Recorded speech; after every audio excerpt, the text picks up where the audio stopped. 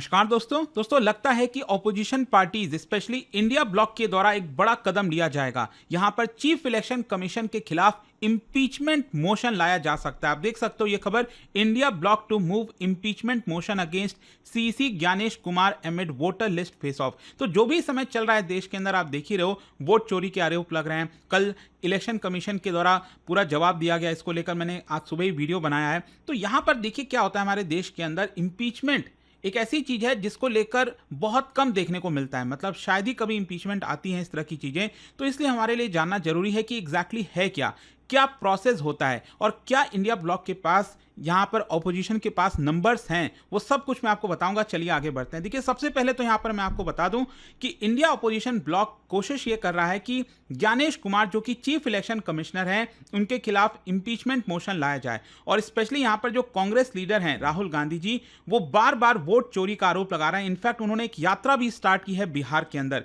तो इसके पर्सपेक्टिव से आपको समझना पड़ेगा ट्रिगर क्या हुआ है। बेसिकली राहुल गांधी जी ने अभी वोटर अधिकार यात्रा जो कैंपेन है कल से लॉन्च किया। आप देख सकते हो बिहार में चुनाव आने वाला है और वहां पर स्पेशल इंटेंसिव रिवीजन भी किया जा रहा है और इसको लेकर काफी ज्यादा कंट्रोवर्सी हो गई है। तो यहां पर लालू यादव, मल्लिकार्जुन खड़गे, तेजस्वी यादव, राहुल गांधी सब मौजूद थे और उन्होंने पूरे यात्रा की स्टार्ट की। एलिगेशंस क्या क्या लग रहे हैं, एक तो आपने देखा होगा यहां पर राहुल गांधी जी ने 7 अगस्त को एक पूरा का पूरा प्रेस कॉन्फ्रेंस किया और उसमें बताया कि कैसे बेंगलुरु सेंट्रल की सीट में एक पर्टिकुलर माधेवपुरा जो सेगमेंट है वहां पर 1 लाख से ज्यादा वोटों की चोरी हुई है। इसमें कई सारे वोट्स डुप्लीकेट हैं, फेक हैं, इनवैलिड हैं, बहुत सारे इस तरह के आरोप लगाए गए। साथ ही साथ यह भी आरोप लग रहा है कि बिहार के अंदर 65 लाख लोगों का नाम डिलीट किया जा रहा है। ऑल्दो इन सभी के नाम यहां पर पब्लिश कर दिए गए हैं सुप्रीम कोर्ट के ऑर्डर के बाद, लेकिन साथ ही साथ यहां पर राहुल गांधी जी और अपोजिशन पार्टी यह कह रही है कि ट्रांसपेरेंसी नहीं है। और 2023 में भी लॉ में चेंजेस किया गया था ताकि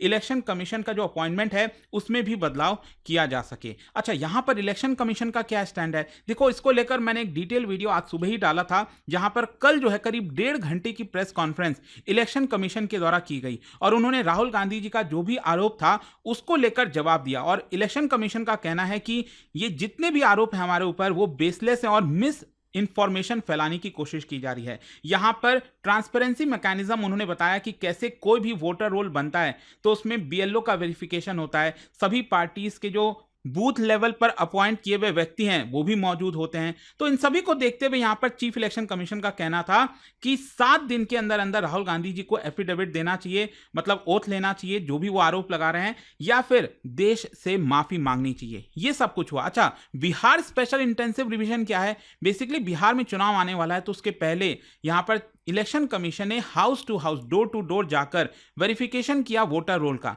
ताकि देखा जाए कि पिछले 20-22 वर्षों में यहां पर कितने लोगों की मृत्यु हो गई है, क्या किसी का नाम हटाना है, नहीं हटाना है। तो बेसिकली जो वोटर रोल होता है उसको अपडेट करने की कोशिश की जा रही है। तो यहां पर राहुल गांधी जी का कहना था कि यह पॉलिटिकली टारगेटेड है, मतलब चुनकर लोगों का नाम हटाया जा रहा है वोटर लिस्ट से ताकि यहां पर एक पर्टिकुलर पॉलिटिकल पार्टी को फायदा दिया जा सके। अब इन सारी चीजों को देखते हुए, ये जो भी माहौल बना हुआ है इसको देखते हुए, अभी बस कुछ ही देर पहले कांग्रेस के जो एमपी हैं सैयद नसीर हुसैन, उनका ऑफिशियल स्टेटमेंट आया और देखिए उन्होंने क्या बोला है। Opposition ready to use all weapons of democracy including impeachment. तो जैसे ही उनका यह बयान आया, अचानक से काफी हलचल होने लग गई सोशल मीडिया से लेकर हर जगह, और यह बात कही जा रही है कि क्या ऑपोजिशन पार्टी इंडिया ब्लॉक जो है impeachment motion chief election commissioner के खिलाफ लाने वाला है। तो यहां पर पहला क्वेश्चन तो अब यही आता है कि ये इंपीचमेंट चीफ इलेक्शन कमिश्नर के केस में कैसे होता है, क्योंकि अभी रिसेंटली आप सुन ही रहे हो दिल्ली हाईकोर्ट के जो जज हैं उनके खिलाफ तो लाया जा रहा है, लेकिन जब हम चीफ इलेक्शन कमिश्नर की बात करते हैं तो उनका इंपीचमेंट कैसे होता है। क्योंकि ध्यान रखिएगा, हमारे देश के अंदर जो इलेक्शन कमीशन है उसके अंदर एक तो होते हैं सीईसी चीफ इलेक्शन कमिश्नर और 2 आपके इलेक्शन कमिश्नर होते हैं। तो यहां पर क्या है कि इलेक्शन कमिश्नर जो हैं उनका रिमूवल अलग है। क्या आप मुझे कमेंट में बता सकते हो कि उनका रिमूवल कैसे किया जाता है? और जो चीफ इलेक्शन कमीशन का रिमूवल है वो मैं आपको बता देता हूं। ये आपको मिलेगा आर्टिकल 324(5) के अंदर, कॉन्स्टिट्यूशन ऑफ इंडिया के अंदर, और वो रिमूव किए जा सकते हैं only in the manner and on the like grounds as supreme court जज। तो ये चीज आपको एकदम अच्छे से पता होना चाहिए कि चीफ इलेक्शन कमिश्नर का जो रिमूवल है वो उसी मैनर और ग्राउंड पर होगा जैसे सुप्रीम कोर्ट के जज का होता है। तो बहुत मुश्किल है एक प्रकार से चीफ इलेक्शन कमिश्नर को हटाना जैसे सुप्रीम कोर्ट के जज को हटाना जैसा हुआ। तो यहां पर सुप्रीम कोर्ट के जज को कैसे हटाया जा सकता है वो बेसिकली आर्टिकल 124 में देखने को मिलेगा। और ये प्रोसीजर मैं आपको बताता हूं। सबसे पहले पार्लियामेंट के किसी भी हाउस में एक मोशन इंट्रोड्यूस किया जाता है, चाहे आप लोकसभा में इंट्रोड्यूस करो या फिर राज्यसभा में इंट्रोड्यूस करो। अब जिस भी हाउस में वो मोशन आएगा उस हाउस के द्वारा एक इंक्वायरी कमेटी बैठाई जाएगी और उस इंक्वायरी कमेटी के द्वारा पूरी जांच की जाएगी और एक रिपोर्ट सबमिट की जाएगी और उस रिपोर्ट के अंदर वोटिंग होगा दोनों हाउस के अंदर। मतलब सबसे पहले जिस हाउस में गया, मान लो लोकसभा में गया है, तो वहां पर एक कमेटी बैठाई जाएगी, उनके द्वारा इंक्वायरी होगी और फिर इंक्वायरी करने के बाद जब रिपोर्ट आएगी उस कमेटी की तो उसके बेसिस पर लोकसभा में पहले जो है आपका वोटिंग होगा कि चीफ इलेक्शन कमिश्नर को या फिर सुप्रीम कोर्ट के जज को हटाना है कि नहीं। और ये वोटिंग में देखिए बहुत इंपॉर्टेंट है कि कैसे होता है। Basically majority of total membership and 2/3 of members present and voting. इसको ध्यान से समझिएगा। मतलब जैसे फॉर एग्जांपल लोकसभा में वोटिंग हो रही है, लोकसभा में टोटल कितने सीट्स हैं? 543 का मेजॉरिटी ऑफ टोटल मेंबरशिप, मतलब टोटल मेंबरशिप 543 है, तो इसका मेजॉरिटी कितना होगा? 272। जो आपको आप जानते हैं जब भी चुनाव होता है लोकसभा का तो 50% से ज्यादा चाहिए होता है, तो आपका मिनिमम 272 वोट से ज्यादा मिलना चाहिए। और जितने लोग प्रेजेंट हैं, मान लो अगर 543 के 543 लोग प्रेजेंट हैं तो इसका 2/3 नंबर यस में होना चाहिए। मतलब ये आता है लगभग 362, मतलब 362 फेवर में होने चाहिए कि चीफ इलेक्शन कमिश्नर या फिर सुप्रीम कोर्ट के जज को हटाना है। और जस्ट एग्जांपल के तौर पर अगर मैं आपसे कहूं कि मान लीजिए जब वोटिंग हो रही थी तो लोकसभा के अंदर 400 लोग मौजूद थे, तो 400 लोग मौजूद थे और इसके मान लो 2/3 लोग यस में वोट कर देते हैं, तो 400 का 2/3 आई थिंक कितना होगा? ये 267 होना चाहिए करीब, ठीक है। तो ये इतना होगा, लेकिन 267 272 से कम है ना, क्योंकि जितने मेंबरशिप है उसके आपके 50% जो है, 50% से ज्यादा वो आपके यस में होने चाहिए। तो इसमें भी यहां पर सक्सेसफुल नहीं हो पाएगा।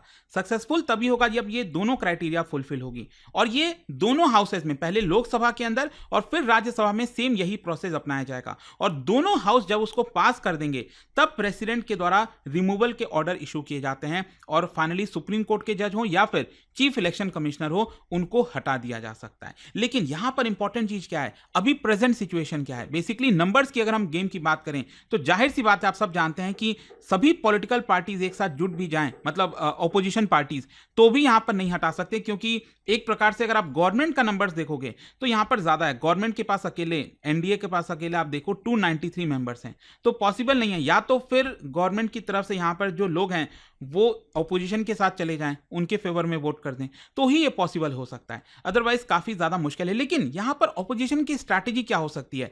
देखो, जब आप ये मोशन लेकर आते हो और जब इसको लेकर बातचीत होती है ना, तो यहां पर आपको समझना है कि डिबेट होता है। तो एक प्रकार से ऑपोजिशन ये स्ट्रैटेजी अपना सकती है, उनको पता है कि भले ही इंपीचमेंट नहीं होगा लेकिन फिर भी डिबेट तो हो सकेगा इसको लेकर प्रॉपर तरीके से पार्लियामेंट में, और तब यहां पर वो लोग इलेक्शन कमीशन के ऊपर एक प्रकार से पॉलिटिकल प्रेशर बना सकेंगे। और ऑपोजिशन की स्ट्रैटेजी ये होगी कि इंस्टीट्यूशनल बायस ना हो, उसको और ज्यादा स्ट्रेंथन किया, मतलब कि जो इंस्टीट्यूशनल बायस का पूरा स्ट्रैटेजी अपना रहे हैं वो और मजबूत किया जाए। बाकी भी और कई सारे टूल्स होते हैं, जैसे ऑपोजिशन पार्टी सुप्रीम कोर्ट के पास जा सकती है, डिमांड कर सकती है डेटा ट्रांसपेरेंसी की, या फिर पब्लिक एजिटेशन करा सकती है, जैसे अभी ये पूरा यात्रा यहां पर निकल रहा है।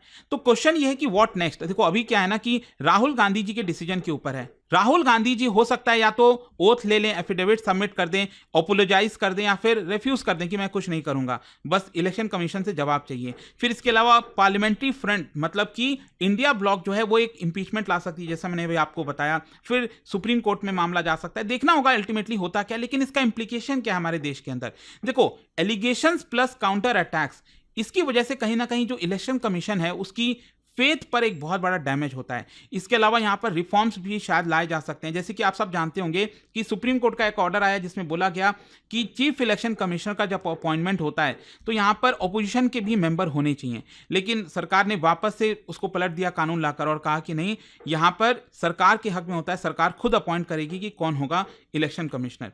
तो इस तरह से चीजें चल रही हैं। लेट्स सी अब आगे इसको लेकर क्या होगा। बट जाने से पहले एक इंटरेस्टिंग क्वेश्चन आप सभी के लिए, क्या बता सकते हो 2 स्टेटमेंट दिया है यहाँ पर चीफ इलेक्शन कमिश्नर से रिलेटेड, कौन सा करेक्ट है? इसका राइट आंसर आप सब जानते हैं, मेरे इंस्टाग्राम पर तो मिलेगा ही, वहां पर अगर आप नहीं हो कोई बात नहीं, टेलीग्राम से ले सकते हैं इसका सही उत्तर। और दोस्तों जैसा मैंने आपको बताया, अगर आप यूपीएससी की तैयारी कर रहे हैं, आपके पास सबसे सही मौका है इसको ज्वाइन करने का। यूज करिएगा ये कोड अंकित लाइव, मैक्सिमम डिस्काउंट के लिए फोन नंबर दिया है, आप इस पर कॉल कर लीजिए। मेरी पर्सनल टीम जो है आपको पूरी तरह से गाइड कर देगी क्या करना है क्या नहीं।